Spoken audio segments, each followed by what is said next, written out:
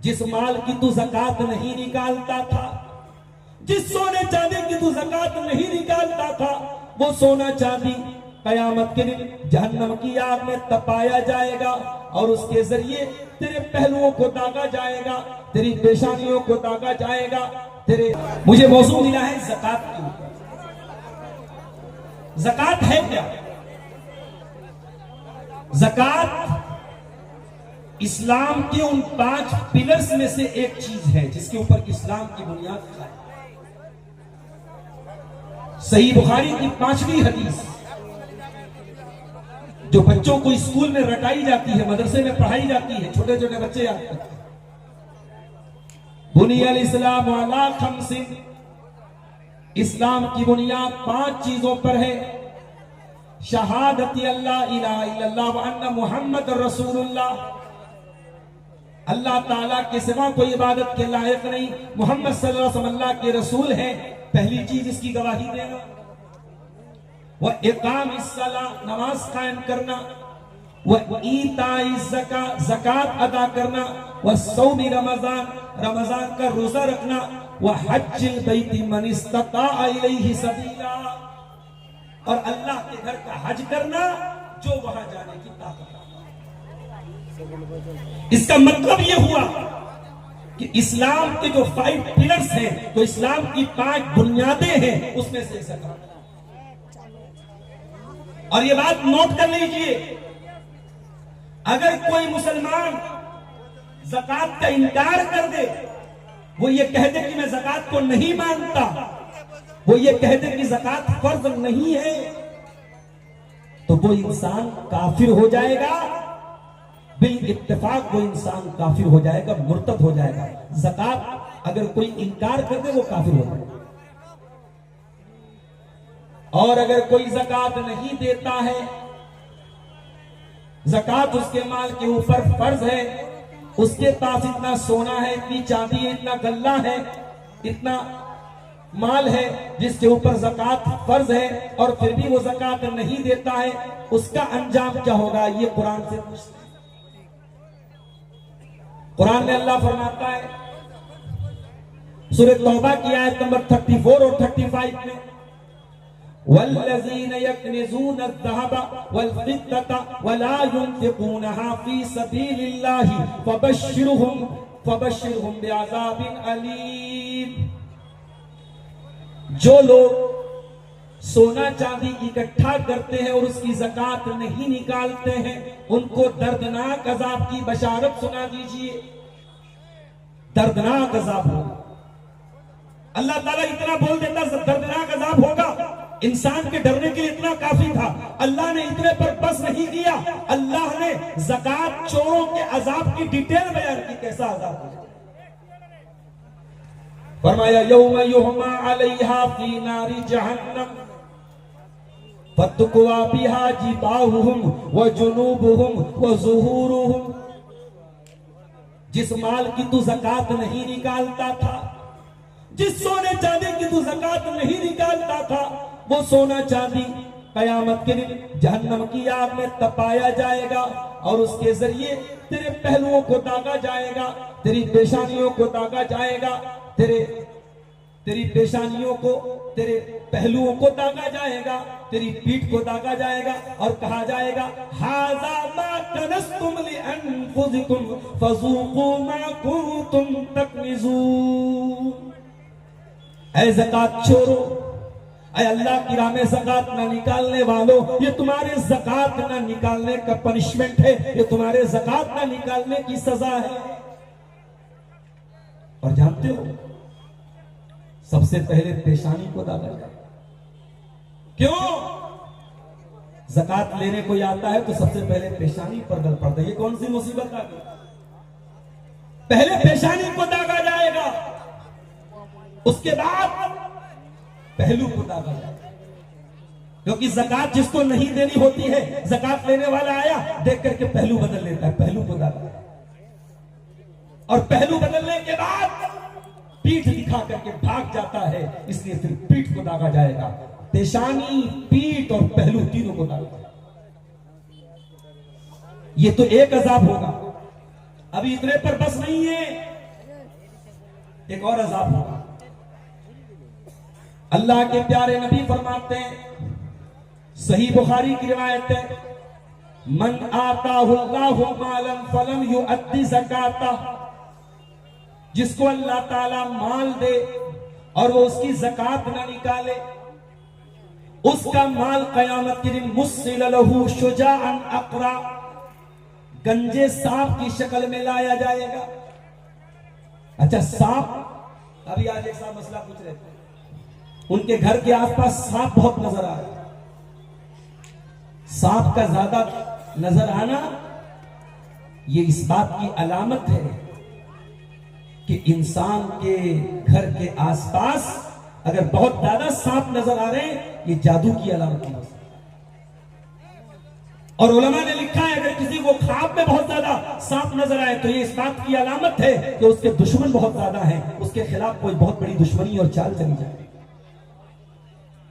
اور سانپ کی شکل میں کبھی کبھی جنات بھی آتے ہیں، اس لیے اللہ کے نبی نے یہ بھی فرمایا اگر سانپ کو دیکھو تو 3 بار کہو چلا جا چلا جا چلا جا، اگر وہ جن ہوگا تو چلا جائے، اس کے بعد مار سکتے.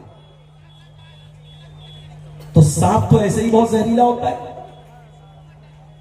اچھا سانپ اگر کسی کو کاٹ لے تو آج اسی کٹیہار کے ایک صاحب نے مسئلہ پوچھا کہ سانپ کاٹنے کا وش اتارنے کا ایک ہمارے منتر پڑھا ہے.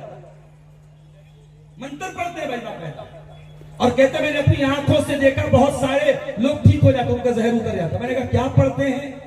تو انہوں نے بڑا الٹا سیدھا کچھ پڑھ کے سنایا، اللہ محمد رکھو پائے سہائے، کچھ ایسے پڑھ کے انہوں نے سنایا اور کہا کہ اس کے بعد سورہ یاسین بھی پڑھ. میں نے کہا ہو سکتا ہے کہ کبھی کبھی یہ جو سانپ ہوتے ہیں جنات کی شکل میں بھی ہوتے ہیں، اور شیطان بھی جنات ہی میں سے ہے. ہو سکتا ہے وہ کوئی شیطانی جن ہو جو سانپ کی شکل میں انسان کو کاٹ رہا ہو تاکہ انسان شرکیہ کلام پڑھے اور اس کا زہر اتر جائے. اگر زہر کسی کو کاٹ بھی لے سانپ اور زہر اتارنا ہے تو اللہ کا کلام پڑھنا ہے. سورہ فاتحہ پڑھ سکتے ہیں آپ، سورہ فلق پڑھ سکتے ہیں، سورہ ناس پڑھ سکتے ہیں. شرکیہ منتر پڑھنے کی اور کسی شرکیہ مشرک اوجھا کے پاس جا کے اس کو اتارنے کی بالکل اجازت نہیں. تو سانپ کہا ہوتا تو کافی تھا. فرمایا قیامت کے دن جو اپنے مال کی زکات نہیں نکالے گا اس کا مال گنجے سانپ کی شکل میں، علماء نے لکھا گنجا سانپ زیادہ خطرناک ہوتا ہے، گنجا سانپ کی شکل میں آئے گا. لہو زبیبتا، اس کی آنکھوں کے اوپر 2 نقطے ہوں گے. یطبقہ یوم القیامہ، اور وہ زکات نہ دینے والے کی گردن میں پھندا بن جائے گا. فَيَأْخُذُ بِلَحْزِمَتَيْهِ، اور اپنے جبڑے میں اس کو لے لے گا اور کہے گا انا کنزک انا مالک، اے دنیا میں اپنے مال کو جمع کرنے والے، بینک بیلنس بنانے والے، خزانہ بنانے والے، میں تیرا مال ہوں، میں تیرا خزانہ ہوں. اتنی خطرناک چیز ہے زکات کو نہ دے. اگر کوئی غیر مسلم ہے اور اسلام لانا چاہتا ہے تو قرآن کیا کہتا ہے؟ فَإِن تَابُوا وَأَقَامُوا الصَّلَاةَ وَآتَوُا الزَّكَاةَ فَإِخْوَانُكُمْ فِي الدِّينِ. اگر یہ لوگ توبہ کر لیں اور نماز قائم کرنے لگے اور زکات ادا کرنے لگے تو یہ تمہارے بھائی ہے. اس کا مطلب یہ ہوا کہ جب تک وہ زکات نہ ادا کرے وہ ہمارا بھائی نہیں ہے، وہ مسلمان نہیں ہے. اسلام کے ساتھ اگر وہ جڑے گا تو نماز بھی قائم کرے گا، زکات بھی. اسی لیے جب اللہ کے رسول کا انتقال ہوا، حضرت ابو بکر صدیق کا دور آیا اور کچھ لوگوں نے زکات دینے سے انکار کر دیا اور کہا کہ زکات ہم اللہ کے رسول صلی اللہ علیہ وسلم کو دیتے تھے اور آپ کا انتقال ہو چکا ہے، لہذا اب ہم زکات نہیں دیں گے. تو حضرت ابو بکر صدیق نے ان زکات نہ دینے والوں کے خلاف جنگ کا اعلان. حضرت عمر نے روکنے کی بھی کوشش اور کہا کہ اے حضرت ابو بکر، اے خلیفہ وقت، اے امیر المومنین، اگر آپ زکات نہ دینے والوں کے خلاف اور زکات کا انکار کرنے والوں کے خلاف اگر آپ جنگ کریں گے تو انجام سوچ لیجئے دنیا کیا کہے گی، یہ تو اپنے ہی لوگوں کے خلاف جنگ کر رہے ہیں. تو حضرت حضرت ابو بکر نے کیا کہا؟ واللہ لو منعونی اقالا، اللہ کی قسم اگر یہ اللہ کے رسول کے دور میں ایک رسی بھی زکات میں دیتے تھے یا ایک اونٹنی کا بچہ بھی زکات میں دیتے تھے، لقاتلتہم، تو میں اس اونٹنی کے بچے کے اوپر یا اس رسی کے اوپر بھی میں جنگ کروں گا جب تک اس کو وصول نہیں لوں گا۔ تو یہ ہے زکات۔ یہ زکات، اس کا نام زکات کیوں پڑا؟ زکات کے دو معنی ہوتے ہیں، ایک معنی ہوتے ہیں پاک ہونا، ایک معنی ہوتا ہے بڑھنا۔ زکات سے آپ کا مال بڑھتا ہے اور زکات سے آپ کا مال پاک ہوتا ہے، اس لیے زکات کا نام زکات رکھا۔ اور یہ زکات کا حکم کیوں دیا گیا؟ اس کی مصلحت کیا ہے، اس کی حکمت کیا ہے، اس کی لاجک کیا ہے؟ اس کی پہلی لاجک یہ ہے آپ کے دل سے مال کی محبت کو کم کرنا ہے۔ آپ انسان ہیں، ہم انسان ہیں، اور ہمارے دلوں میں مال کی محبت بہت ہے۔ کوئی اگر یہ کہتا ہے میرے دل میں مال کی محبت نہیں ہے، جھوٹ بول رہا ہے۔ کسی کے دل میں کم ہے، کسی کے دل میں زیادہ ہے، لیکن مال کی محبت ہے۔ جب آپ اپنے مال کی زکات نکالیں، 1 کروڑ کا آپ کے پاس مال ہے، 1 کروڑ میں 2.5 لاکھ روپیہ آپ زکات نکالیں گے، 7.5 کنٹل آپ کے کھیت میں اناج پیدا ہوا، 7.5 کنٹل اناج کا جب 10% آپ زکات نکالیں گے تب آپ کو احساس ہوگا کہ یہ سب مال میرا نہیں ہے، اس مال میں اللہ کا بھی حق ہے، اس مال میں غریبوں کا بھی حق ہے، اس مال میں رشتہ داروں کا بھی حق ہے۔ مال کی محبت آٹومیٹک کم ہے۔ زکات کا ایک مقصد یہ بھی ہے آپ کا مال پاک ہو جائے۔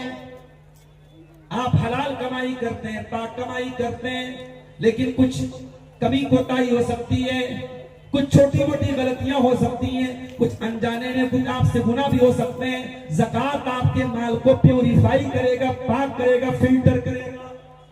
اب اس کا مطلب یہ مت سمجھ لینا حرام کمائی کر لو اور زکات نکال دو پاک ہو جائے گا، یہ مطلب نہیں ہے۔ جو انجانے میں کچھ ہم سے غلطیاں ہو جاتی ہیں، زکات کے ذریعے وہ میل کچھ ہے پاک ہوتا ہے۔ زکات کا تیسرا مقصد سماج سے غریبی کا خاتمہ کیا جائے۔ آج کا دور تو وہ ہے غریبی کا نہیں، غریبوں کا خاتمہ کیا جا رہا ہے،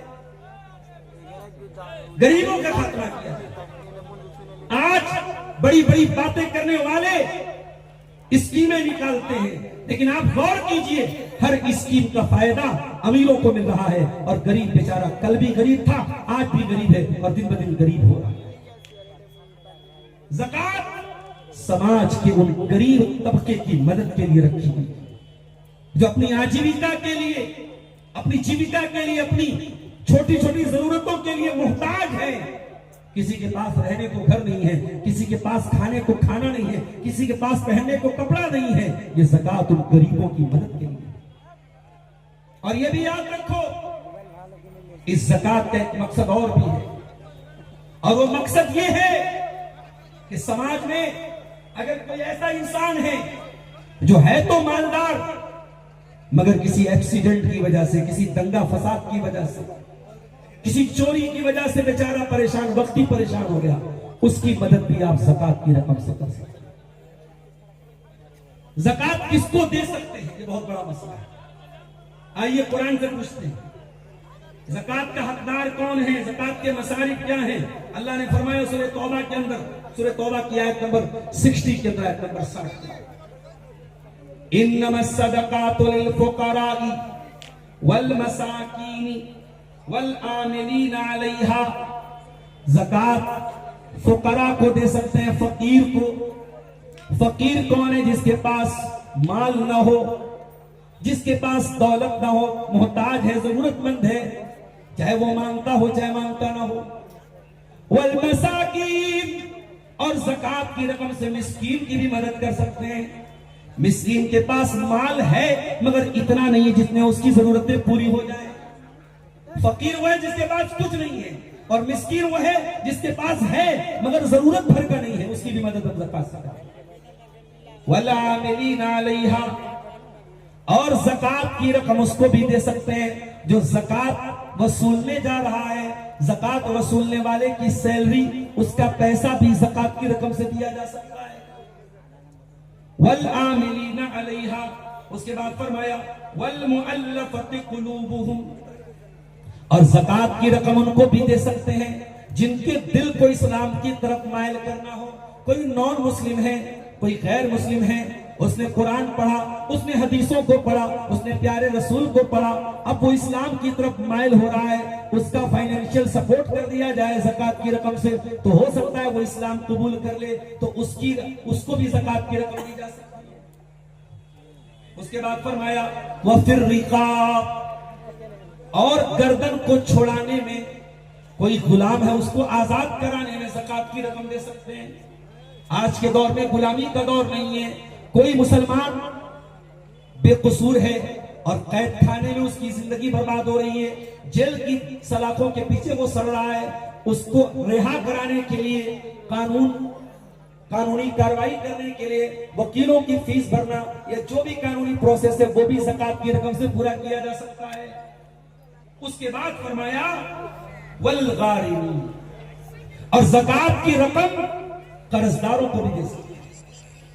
کوئی قرضدار ہو گیا، اس نے اپنی کسی ضرورت کے لیے قرضہ لیا اور اب بیچارے کے پاس طاقت نہیں اپنا قرضہ ادا کرنے کی، تو زکات کی رقم سے اس کی مدد کر سکتے ہیں۔ وفی سبیل اللہ، اور اللہ کی راہ میں جہاد فی سبیل اللہ، اگر اسلامی حکومت ہے، اسلامی حکومت کے انڈر میں جہاد فی سبیل اللہ کا کام ہو رہا ہے، وہاں پر بھی زکات کی رقم دی جا سکتی ہے۔ اسی طریقے سے اسلام کی دعوت و تبلیغ کے جو کام ہیں وہ بھی اکثر علماء کے نزدیک اس مد میں آتے ہیں، دعوت و تبلیغ کے لیے بھی زکات کی رقم دی جا سکتی ہے۔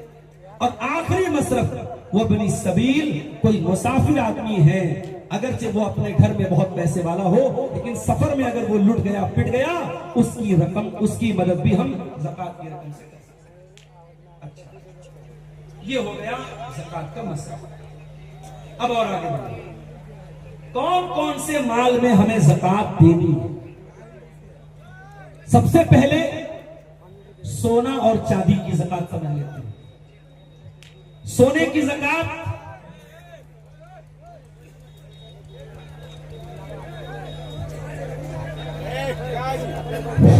آپ لوگ بیٹھ جائیں، اطمینان سے بیٹھ جائیں، ڈسٹرب نہ کریں۔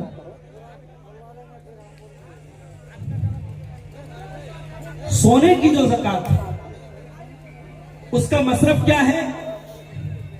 20 دینار۔ 20 دینار کا جو وزن آج کے زمانے میں کیلکولیٹ کیا گیا تو 20 دینار کا وزن بنتا ہے 85 گرام، 85 گرام۔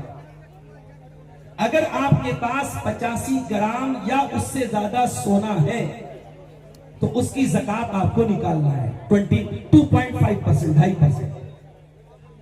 اب آج کے دور میں مان لو 24 کیرٹ سونے کی قیمت اس وقت 10 گرام 1,25,000 روپے کی، فار ایگزامپل، مثال کی بات ہے، اور آپ کے پاس جو سونا ہے وہ 18 کیرٹ کا ہے، تو آپ کو 18 کیرٹ کے حساب سے نہیں، آپ یہ دیکھیے کہ جتنی قیمت کا آپ کے پاس 18 کیرٹ سونا ہے، اتنی قیمت میں اگر آپ 24 کیرٹ سونا لیتے تو کتنے کا ہوگا؟ زکات 24 کیرٹ سونے کی دینا ہے، 18 کیرٹ کی زکات نہیں دینا ہے۔ اگر آپ کے پاس 22 کیرٹ ہے، 20 کیرٹ ہے، 18 کیرٹ ہے، تو اوریجنل سونا، حدیث میں سونے کی زکات بتائی گئی، سونا، اوریجنل سونا 24 کیرٹ ہے۔ اسی لیے علماء نے لکھا کہ اگر کسی کے پاس 18 کیرٹ ہے، 20 کیرٹ ہے، 22 کیرٹ ہے تو وہ قیمت نکالے گا، مارکیٹ ویلو نکالے گا اور یہ دیکھے گا کہ 24 کیرٹ کے حساب سے اس کے پاس جو سونا ہے وہ 85 گرام یا اس سے زیادہ ہے کہ نہیں۔ اگر اس سے زیادہ ہے یا اتنا ہے تو اس کی 2.5%، 2.5% زکات ہوگی۔ اب یہاں ایک مسئلہ اور یاد رکھیے، میں بھی ساؤتھ انڈیا میں رمضان میں تفسیر کے لیے جاتا ہوں، پچھلے سال کرناٹک گیا، وہاں یہ مسئلہ سامنے آیا۔ کچھ لوگوں کے دماغ میں یہ چل رہا تھا کہ ہماری بیوی کے پاس سونا ہے، ہم نے ایک بار اس کی زکات نکال دی، زندگی بھر کی چھٹی ہوگی۔ نہیں، اگر آپ کے پاس سونا ہے اور وہ سونا 85 گرام یا اس سے ایبو ہے، اس سے اوپر ہے، تو ہر سال آپ کو زکات لگا۔ ایک صاحب کہنے لگے مولانا یہ کون سی بات ہوئی؟ ایک کپڑا ایک بار دھل دیا صاف ہو گیا، بار بار کیوں دھلا جائے؟ میں نے کہا بھائی ہر مثال ہر جگہ آپ فٹ نہیں کر سکتے. کپڑا گندا ہوتا ہے تو بار بار بھی دھلا جاتا ہے. شریعت یہ کہہ رہی ہے کہ آپ کے مال کے اوپر اگر سال گزر رہا ہے، اگر آپ کے پاس 85 گرام سونا ہے اور سال بھر سے وہ ہے آپ کے پاس، ایک سال اس کے اوپر گزر گیا تو اس کی زکات آپ کو دینا ہے، اور ہر سال آپ کو دینا ہے اگر وہ سونا آپ کے پاس. اور یہاں ایک بڑے پوائنٹ کی بات آپ کو بتاؤں. ہندوستان میں ہمارے جو حنفی بھائی رہتے ہیں وہ عام طور سے اہل حدیثوں کے بارے میں یہ سمجھتے ہیں کہ یہ امام ابو حنیفہ کو نہیں مانتے. ہم امام ابو حنیفہ بلکہ تمام ائمہ کا پورا احترام کرتے ہیں. ہمیں کسی امام سے کوئی عداوت اور بغض نہیں ہے، اللہ گواہ ہے اس کا. ہماری دعوت صرف اتنی ہے کہ چاہے امام ابو حنیفہ ہو، چاہے امام مالک ہو، چاہے امام شافعی ہو، چاہے امام احمد بن حنبل ہو، ان کی جو بات قرآن و حدیث کے مطابق ہمیں ملتی ہے ہم لے لیتے ہیں. جو بات قرآن و حدیث کے خلاف نظر آتی ہے ہم پورے احترام کے ساتھ، پورے سمان کے ساتھ، پوری رسپیکٹ کے ساتھ ان کی وہ بات قبول نہیں کرتے ہیں، لیکن ان کا احترام تب بھی کرتے ہیں. عورت جو سونے کا زیور پہنتی ہے، امام ابو حنیفہ کہتے ہیں اگر کسی عورت کے پاس سونا چاندی ہے اور وہ عورت پہن رہی ہے تب بھی زکات دینا ہے. اگر لاکر میں رکھا ہے، الماری میں رکھا ہے، بند کر کے رکھا ہے تب بھی زکات دینا ہے. بہت غور سے سنیے گا، بڑا اہم مسئلہ ہے. امام ابو حنیفہ کا کہنا ہے عورت کے بعد اگر سونا ہے اور سونا نصاب کو پہنچا ہے زکات دینا ہے. لیکن امام مالک کیا کہتے ہیں، امام شافعی کیا کہتے ہیں، امام احمد کیا کہتے ہیں، باقی تینوں امام کیا کہتے ہیں؟ وہ کہتے ہیں کہ جو سونا عورت پہن رہی ہے اس پہ زکات نہیں دینا ہے. کیوں؟ کیونکہ انسان جو چیز یوز کرتا ہے اس پر زکات نہیں دینا. مثال کے طور پر آپ کے پاس سیمسنگ کا الٹرا موبائل ہے، کتنے کا آ رہا ہو مولانا؟ الٹرا 1.25 لاکھ کا شاید آ رہا ہے، 1,20,000 4,000. آپ کے پاس 1.5 لاکھ کا موبائل ہے، آپ کے پاس 15 لاکھ کی کار ہے. آپ کو نہ کار کی زکات دینا ہے نہ موبائل کی زکات دینا ہے. ارے یہ گھڑی جو ہوتی، گھڑی 2.5 لاکھ کی گھڑی آتی ہے، میری گھڑی نہیں ہے معاف کیجیے، لیکن لوگ پہنتے ہیں برانڈیڈ وہ راڈو اور فرانی اور ڈیماکی، کتنی کمپنیاں.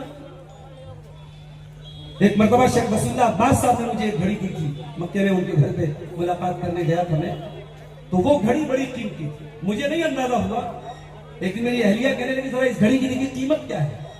میں نے انٹرنیٹ پہ سرچ مارا، 5 لاکھ کی گھڑی کی بات ہے. اب بعد میں ٹرین میں ایک مرتبہ سفر کے دوران وہ کھو گئی. اب وہ تو مجھے گفٹ ملی تھی، اپنی خریدی ہوتی تو ہارٹ اٹیک آیا. 5 لاکھ کی گھڑی، تو گھڑی اگر آپ کے پاس 5 لاکھ کی ہے زکات نہیں دینا. آپ کے پاس گھر ہے، جس گھر میں آپ رہتے ہیں 1 کروڑ کا گھر ہے، زکات نہیں دینا.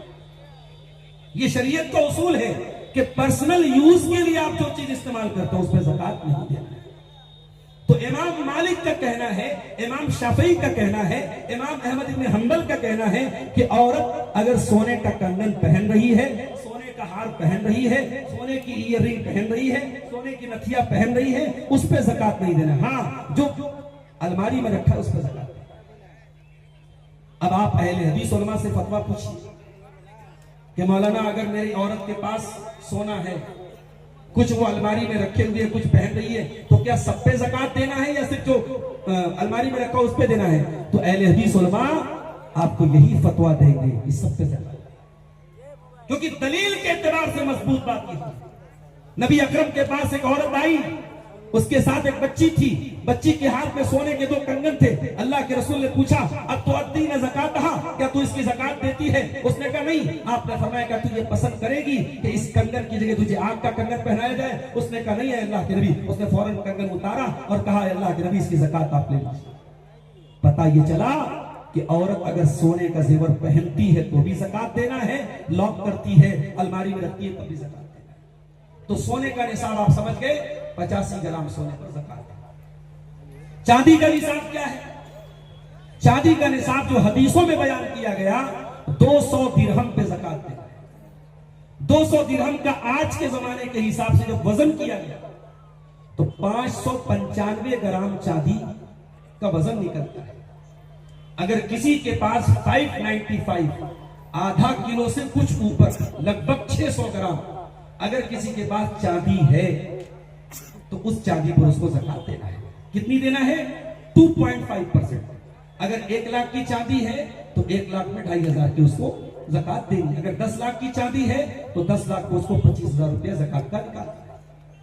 अब यहां एक मसला और समझ लीजिए, हमारे यहां करेंसी नोट की शक्ल में होती है। प्यारे नबी के जमाने में करेंसी सोना और चांदी की शक्ल में थी। तो आज हमारे पास जो बैंक बैलेंस है या जो घर में कैश रखा है उसकी ज़कात कैसे निकालें? कुछ उलमा का कहना है सोने के हिसाब से निकालेंगे, कुछ कहते हैं चांदी के हिसाब से निकालेंगे। ज्यादा मजबूत बात यह है चूंकि सोना और चांदी की कीमत में बहुत फर्क है। भाई 85 ग्राम सोना कितने का हो जाएगा? है कोई मैथमेटिक्स का माहिर आदमी? मास्टर साहब बैठे हैं? भाई 10 ग्राम सोना अगर 1,25,000 का, 10 ग्राम सोना अगर 1,25,000 का है तो मैं समझता हूं कि 85 ग्राम सोना 10 लाख के ऊपर का हो जाएगा।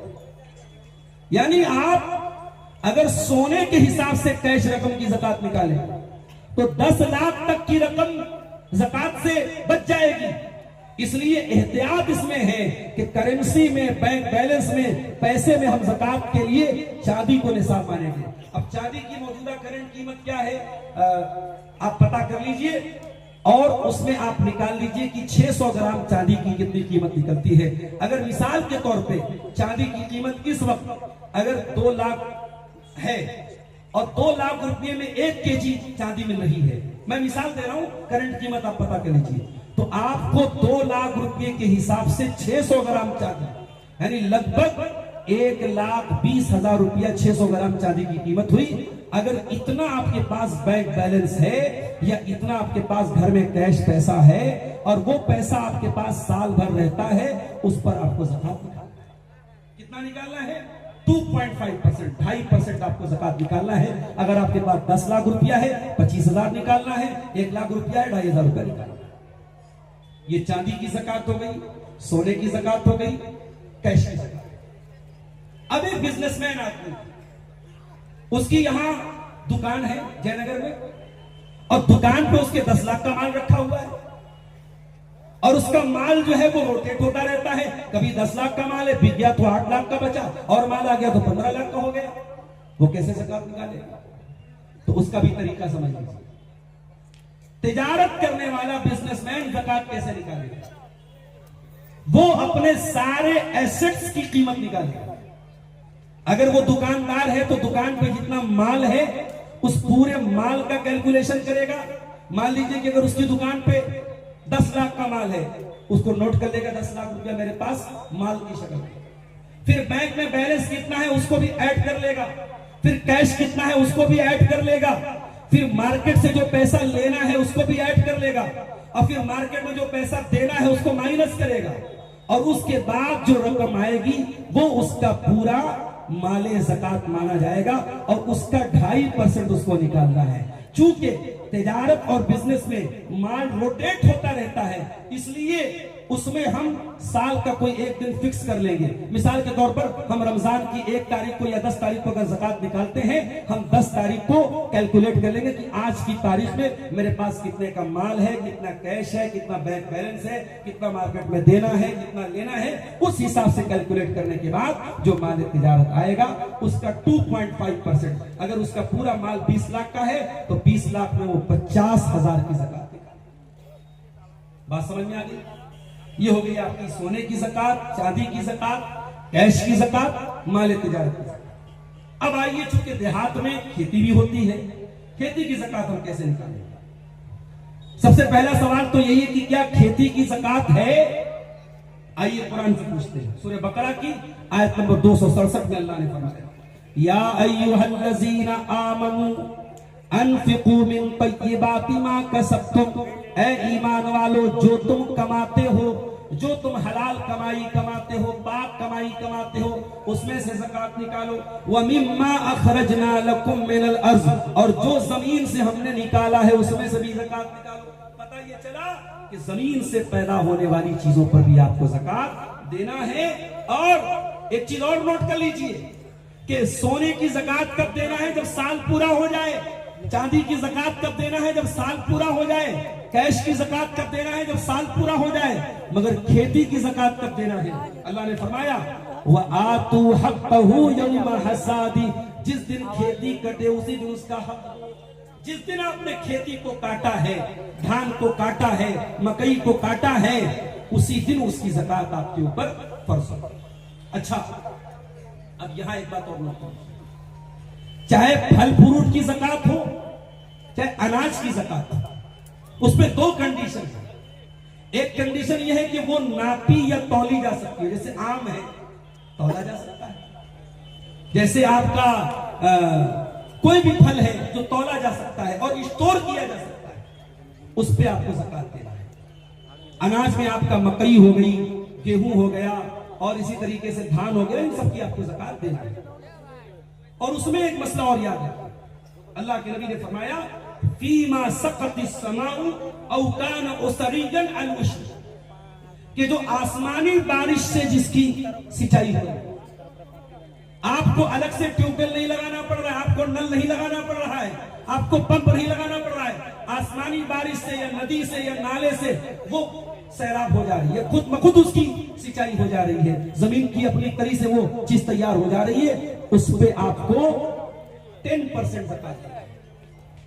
جتنی بھی آپ کے پاس وہ چیز پیدا ہو رہی ہے اس کا 10واں حصہ، اگر آپ کے پاس، میں مثال دے رہا ہوں، ابھی میں بتاؤں گا، 1 کنٹل اگر وہ چیز پیدا ہو رہی ہے تو 1 کنٹل پہ آپ کو 10 کلو دینا ہے۔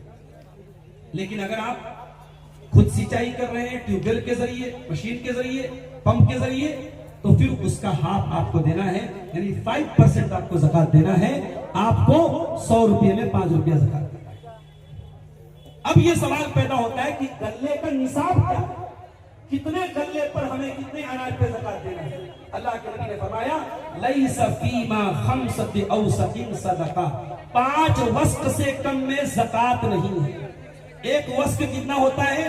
60 سا کا، 60 سا کا ایک وسق ہوتا ہے، اور 5 وسق سے کم میں زکات نہیں ہے، اور 1 سا 2.5 کلو کا ہوتا ہے۔ تو اس کیلکولیشن کے حساب سے 5 وسق کا مطلب ہو گیا 7.5 کنٹل۔ اگر آپ کا دھان 7.5 کنٹل ہے، مکئی 7.5 کنٹل ہے، اور اسی طریقے سے جو بھی اناج آپ پیدا کر رہے ہیں اس پر اگر 7.5 کنٹل یا اس سے زیادہ وہ نکل رہا ہے، تو جس دن آپ کٹائی کرتے ہیں اس کی زکات آپ کو دینا ہے، چاہے آپ اسی کی شکل میں دیجئے جو اس کی مارکیٹ ویلو ہے، اس مارکیٹ ویلو کے حساب سے۔ اگر آپ آسمانی بارش سے کھیتی ہو رہی ہے تو 10% دینا ہے، اور ٹیوب ویل وغیرہ کے ذریعے کر رہے ہیں تو 5%۔ اب ایک سوال پیدا ہوتا ہے، ہم نے سبزی نکالی ہے، آلو بویا ہے، ہم نے بیگن بویا ہے، ہم نے سبزی اپنے کھیتوں میں بوئی ہے، تو سبزی کی زکات دینا ہے کہ نہیں دینا ہے؟ اللہ کے نبی نے فرمایا لیس فی الخضراوات صدقہ، سبزی کی آپ کو کوئی زکات نہیں دینا ہے۔ لیکن ہاں، اگر وہ سبزی آپ مارکیٹ میں بیچ رہے ہیں، آپ اپنے یوز میں لے رہے ہیں، رشتہ داروں کو بانٹ رہے ہیں، کوئی بات نہیں، سبزی پہ زکات نہیں ہے۔ لیکن سبزی آپ بیچ دیتے ہیں تو پھر وہ مال تجارت ہے۔ جب آپ اس کو بیچیں گے تو اس سے جو قیمت آپ کو مل رہی ہے اس قیمت کو آپ اپنے کیش رقم میں جوڑیں گے۔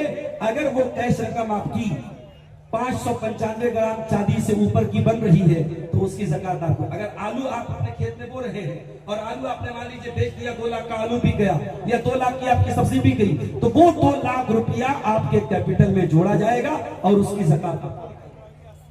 ایک مسئلہ اور سمجھ لیجیے، مکان پہ زکات نہیں ہے، لیکن ہاں اگر کوئی پراپرٹی ڈیلر ہے، کوئی ریئل اسٹیٹ کا کام کر رہا ہے، زمینوں کا کاروبار کر رہا ہے، 10 لاکھ کی زمین کٹیہار میں لے کے بیٹھا ہے، 10 لاکھ کی پورنیہ میں لے کے بیٹھا ہے، 10 لاکھ کی ارریہ میں لے کے بیٹھا ہے، تو اب یہ زمین اس کی مال تجارت مانی جائے۔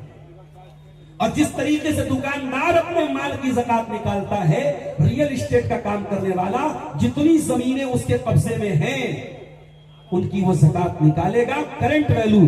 اگر ہم نے 10 لاکھ کی زمین خریدی تھی اور اس مقصد کے لیے خریدی تھی کہ زیادہ قیمت ہوگی تو بیچ دیں گے، انویسٹمنٹ کے پرپس سے خریدی تھی اور سال پورا ہو رہا ہے تو ہمیں زکات دینا ہے. ہاں اگر ہم نے زمین اس لیے خریدی تھی ہمارے بچوں کے کام آ جائے، یا ہمارا مقصد کلیئر نہیں، ہم نے زمین خرید کے چھوڑ دی، ہم اس میں دکان بھی بنا سکتے ہیں، مکان بھی بنا سکتے ہیں، بچوں کو بھی دے سکتے ہیں.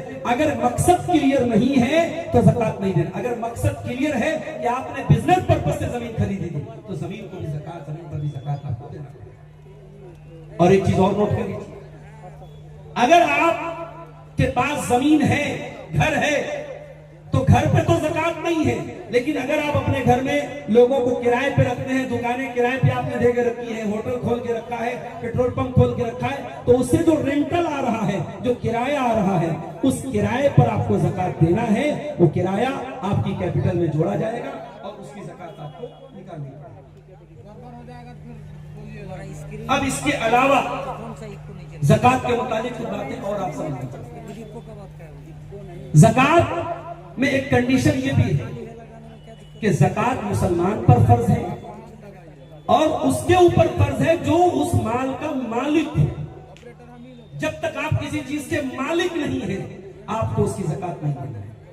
اور اسی طریقے سے ایک کنڈیشن علماء نے یہ بھی لکھی ہے کہ آزاد کو زکات دینا ہے، غلام کے اوپر زکات فرض ہے. تو زکات کی یہ ساری کنڈیشن اگر پوری ہو رہی ہے تو آپ کو زکات دینا ہے. اور اگر آپ زکات نہیں دیں گے تو میں نے حدیثیں بھی آپ کو پڑھ کے سنائی، قرآن کی آیت بھی پڑھ کے سنائی کہ دردناک عذاب ہے. اور اللہ کے نبی نے تو یہاں تک فرمایا کہ جب کوئی قوم اپنے مال کی زکات نہیں نکالتی ہے الا منع القطر من السماء، آسمان سے بارش ہونا بند ہو جائے. آج آپ دیکھیں ہر سال ہم دیکھتے ہیں کہ بہار میں سوکھا پڑ گیا، کسان نے آتم ہتیا کر لی، پیداوار نہیں ہوئی، آم کی فصل برباد ہو گئی، دھان کی فصل برباد ہو گئی. یہ جو فصلیں برباد ہو رہی ہیں، یہ جو بارش سمے سے نہیں ہو رہی ہے یا زیادہ ہو جا رہی ہے یا بہت کم ہو رہی ہے، اس کا تعلق اس چیز سے ہے کہ آج اپنے مال کی ہم زکات صحیح طریقے سے نہیں دیتے. میرے بھائیوں، کچھ لوگوں کا یہ بھی کہنا ہے کہ ہم انڈین گورنمنٹ کو ٹیکس دے رہے ہیں، ہر چیز میں جی ایس ٹی دے رہے ہیں، سال میں انکم ٹیکس بھی دے رہے ہیں، ہم زکات کیوں دیں؟ اگر ایسی بات کوئی کہتا ہے اپنے ایمان کی خیر منائے. زکات کوئی ٹیکس نہیں ہے، معاف کرنا. آپ جی ایس ٹی دیتے ہیں، یہ ٹیکس ہے جو انڈین گورنمنٹ آپ سے لیتی ہے. زکات کوئی ٹیکس نہیں ہے، زکات عبادت ہے. زکات آپ کے مال میں اللہ کا حق ہے. یہ مال دھرا کا دھرا رہ جائے گا، رہتا ہے.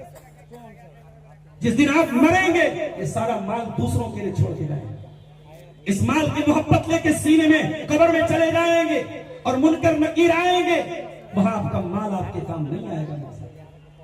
آج جمعہ کا دن تھا، جمعہ کی نماز میں آپ نے اگر کسی مسجد میں جمعہ کی نماز پڑھی ہوگی، اگر امام صاحب نے سورہ جمعہ اور سورہ منافقون پڑھی ہوگی تو دوسری رکعت میں یہ آیت بھی آپ نے سنی ہوگی، وَأَنفِقُوا مِمَّا رَزَقْنَاكُم مِّن قَبْلِ أَن يَأْتِيَ أَحَدَكُمُ الْمَوْتُ.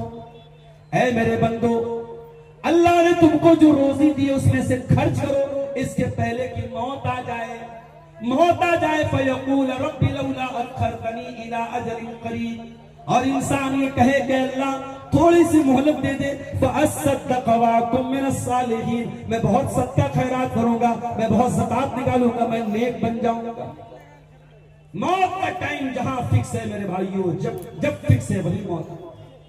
ابھی بڑی کرنٹ نیوز آپ نے سنی ہوگی، جو سعودی عرب میں حادثہ ہوا ہے اور عمرہ کرنے والے زائرین کی جو بس ٹکرا گئی ہے جا کر کے ڈیزل کے ٹینکر سے. کتنا خطرناک حادثہ. ایک ہی فیملی کے 17 لوگ ہلاک ہو گئے. اس میں دادا بھی ہے، اس میں پوتا بھی ہے، اس میں بہو بھی ہے، اس میں سسر بھی ہے، چھوٹے چھوٹے بچے بھی ہیں، آرام سے بس میں سو رہے تھے. وہ تو یہ سوچ کے گئے تھے ہم تو عمرہ کرنے جا رہے ہیں، گھر جائیں گے، لوگوں کو کھجور بانٹیں گے، زمزم بانٹیں گے، فوٹو دکھائیں گے، اپنے عمرہ کی داستان سنائیں گے، اپنے سفر کی داستان سنائیں گے. آج وہ خود داستان بن گئے. آج ان کی لاشوں کا آتا پتہ نہیں ہے، جل کے خاک ہو گئے. میرے پیارے اس لیے میرے بھائیوں زکات میں چوری نہ کرو، اپنے مال کی زکات نکالو۔ اور مجھے افسوس ہوتا ہے کچھ لوگ نماز کے تو پابند ہوتے ہیں، رمضان کا روزہ پابندی سے رکھتے ہیں، لیکن زکات کے معاملے میں بڑے لاپرواہ ہوتے ہیں۔ مسئلہ نوٹ کر لو، اسلام کے 5 پلرز میں روزے کا نمبر 4 نمبر پہ ہے اور زکات کا نمبر 3 نمبر پہ ہے۔ زکات روزے سے بھی زیادہ اہم ہے، روزہ بعد میں ہے، زکات پہلے ہے۔ اور آپ کبھی غور کیجئے گا، قرآن میں جہاں جہاں نماز کا بیان ہے وہاں پیرلل ساتھ میں اللہ تعالیٰ نے زکات کا بیان۔ اقیموا الصلاۃ وآتوا الزکاۃ، نماز قائم کرو، زکات ادا کرتے رہو۔ آپ قرآن میں کئی مقامات پر دیکھیے کہ نماز کے ساتھ اللہ تعالیٰ نے زکات کا ذکر کیا ہے۔ اور ایک آخری بات کہہ کے بات ختم کروں گا، زکات دینا جتنا اہم ہے، زکات کا اگر کوئی حقدار نہیں ہے اور زکات لے رہا ہے اتنا ہی بڑا گناہ ہے۔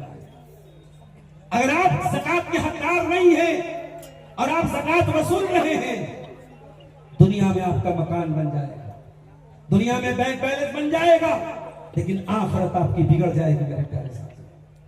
اللہ کے نبی نے فرمایا جو انسان سوال کرے، لوگوں کے سامنے ہاتھ پھیلائے اور وہ اس کا حقدار نہیں ہے، وہ قیامت کے مثال میں آئے گا، لیس فی وجہہ مزعۃ لحم، اس کے چہرے پہ گوشت نہیں ہوگا، کنکال کی طرح اس کا چہرہ ہوگا، اس کا چہرہ منحوس ہوگا، اس کا چہرہ دیکھ کے لوگ سمجھ جائیں گے یہ زکات مانگا کرتا تھا، یہ خیرات مانگا کرتا تھا۔ اس لیے میرے بھائیوں خوددار بنو۔ ایک صحابی اللہ کے نبی کے پاس آئے، انہوں نے نبی سے کوئی چیز مانگی، کوئی سوال کیا، نبی نے دے دیا، پھر مانگی، پھر دے دیا، پھر مانگی۔ نبی نے کہا اے حکیم بن حزام، اگر یہ مال کی ضرورت ہے اور تم مانگ رہے ہو تو اللہ برکت دے گا، اور اگر اپنے نفس کو ذلیل کر کے تم یہ مال مانگ رہے ہو، تم محتاج نہیں ہو، ضرورت مند ہو، تم مال مانگ رہے ہو، تو یہ مال تمہارے لیے عذاب بن جائے گا، وبال بن جائے گا۔ حکیم بن حزام نے اس کے بعد کبھی زندگی میں اللہ کے نبی کے اوپر، اللہ کے نبی سے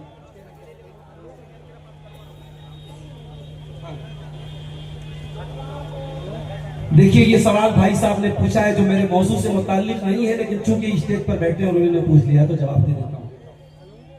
انہوں نے پوچھا ہے کہ آج کل اشتہار پہ علماء کی تصویریں ڈالی جا رہی ہیں، کرنا کیسا ہے؟ دیکھیے بہت لمبی چوڑی تفصیل نہ بتا کر کے میں صرف اتنا کہوں گا، اس کو اوائڈ کیجیے، اس سے بچیے۔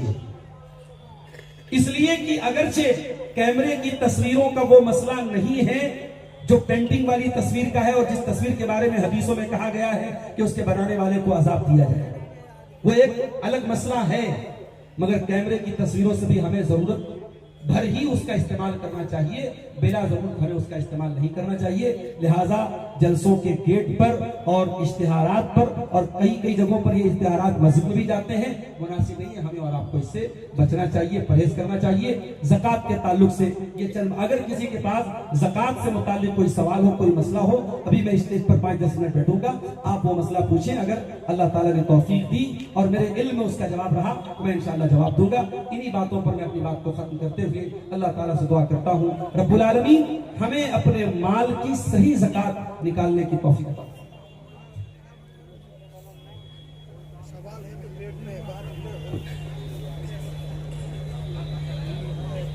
کمیٹی کی طرف سے 10 منٹ چندے کی درخواست۔ جس مال کی تو زکات نہیں نکالتا تھا، جس سونے چاندی کی تو زکات نہیں نکالتا تھا، وہ سونا چاندی قیامت کے دن جہنم کی آگ میں تپایا جائے گا، اور اس کے ذریعے تیرے پہلوؤں کو داغا جائے گا، تیری پیشانیوں کو داغا جائے گا، تیری پیشانیوں کو، تیرے پہلوؤں کو داغا جائے گا، تیری پیٹھ کو داغا جائے گا، اور کہا جائے گا ھذا ما کنزتم لانفسکم فذوقوا ما کنتم تکنزون۔